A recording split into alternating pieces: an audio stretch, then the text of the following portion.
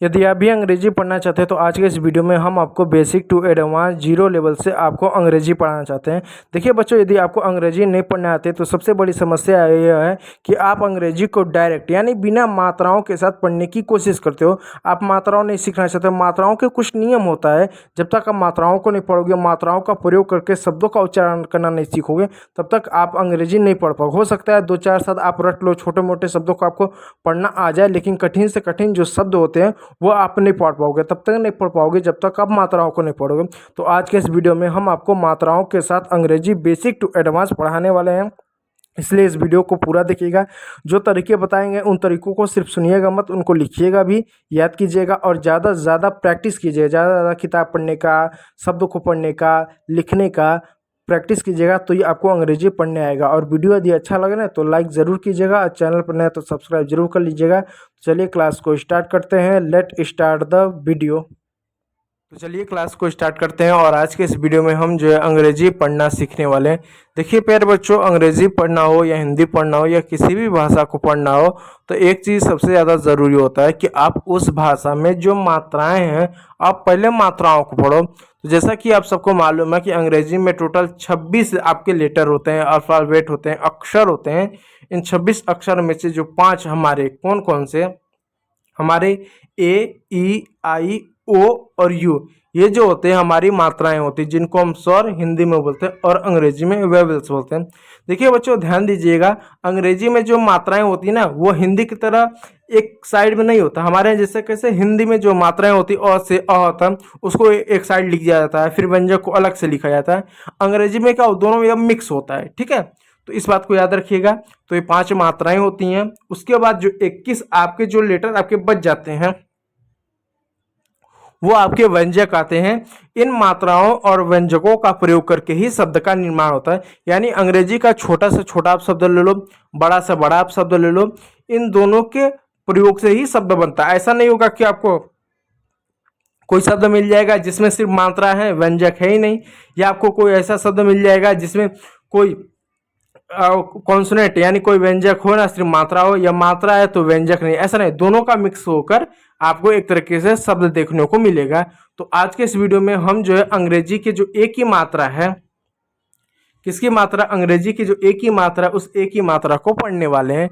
तो पढ़ने के लिए सबसे पहले चलिए नियम को देखते हैं, आखिर नियम में क्या कहता है। ठीक है, तो नियम ये कहता है कि जब दो कॉन्सोनेंट, अब कॉन्सोनेंट क्या है, आपके ये जो 21 नीचे आपको दिख रहा है ना, B C D F G H J K L M N P Q R S T V W X Y Z, ये आपके क्या, ये 21 आपके कॉन्सोनेंट है। तो जब दो कॉन्सोनेंट के बीच में ए आता है तो ए का उच्चारण ए की मात्रा के, यहाँ पर ए कर दीजिएगा, ए की मात्रा के रूप में किया जाता है। ठीक है, तो ए की मात्रा के रूप में उसका उच्चारण किया जाता है। जैसे आप एग्जांपल तौर पे देखिएगा, यहाँ पर आपको ए दिख रहा होगा, सभी शब्दों में आपको ए देखने को मिल रहा होगा, जो आपको नीले रंग से दिख रहा होगा। और उसके अगल बगल में यानी उसके अड़ोस में और पड़ोस में जो अड़ोसी पड़ोसी हैं वो सब के सब आपको कॉन्सोनेंट देखने को मिल रहा होगा कि बीच में ए है और अगल बगल में क्या आपको कॉन्सोनेंट देखने को मिल रहा है। अब इसका उच्चारण ए की मात्रा के रूप में होगा। कैसे करेंगे, जैसे यहाँ पर एक शब्द है, क्या एक शब्द है एम, मैं इसको सही कर दूं, यहाँ पे एक शब्द है एम ए एन। अब हमें नहीं मालूम किसको क्या पढ़ते हैं, लेकिन हमको ये मालूम है कि एम को हिंदी में हम मौ पढ़ते हैं, एम को हिंदी में हम क्या पढ़ते हैं, एम को हिंदी में हम मौ पढ़ते हैं। और हमें ये मालूम है कि ए दो कॉन्सोनेंट के बीच में है, इसलिए ए का मात्रा क्या होता है, ए को हम ए लिखेंगे तो ए का मात्रा होगा डबल डंडा। तो हम क्या करेंगे, डबल डंडा ऐसे लगा देंगे। और एन को हम नौ लिखते हैं, तो हमने नौ लिख दिया, तो हमारा ये क्या हो गया, ये हमारा हो गया मैन। ठीक उसी प्रकार दोस्तों, हमको नहीं मालूम कि सी ए टी इसको क्या पढ़ते हैं, लेकिन हमको नियम मालूम है कि अगर दो कॉन्सोनेंट के बीच में ए आया हो तो ए को आई पढ़ेंगे। तो कैसे लिखेंगे, सी ए टी है तो कुछ नहीं करेंगे, हमको ये भी मालूम है सी को हम क पढ़ते हैं और ए को ए की मात्रा लिखेंगे, क्योंकि दो कॉन्सोनेंट के बीच में, और टी को ट, तो हमारा हो गया कैट। ठीक है प्यारे बच्चों, इस बात को याद रखिए। ठीक उसी प्रकार बच्चों, यहाँ पर एक शब्द है सी एच ए टी।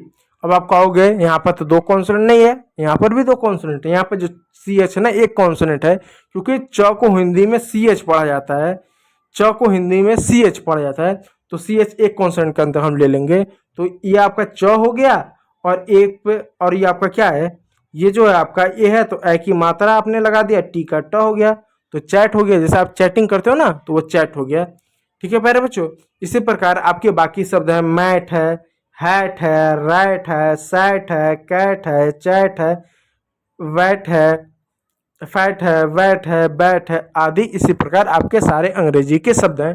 तो उम्मीद करूंगा आपको समझ में आया होगा, और वीडियो अच्छा लगा हो, यदि अच्छा लगा हो तो एक लाइक जरूर कीजिएगा, चैनल पर नहीं तो सब्सक्राइब जरूर कीजिएगा।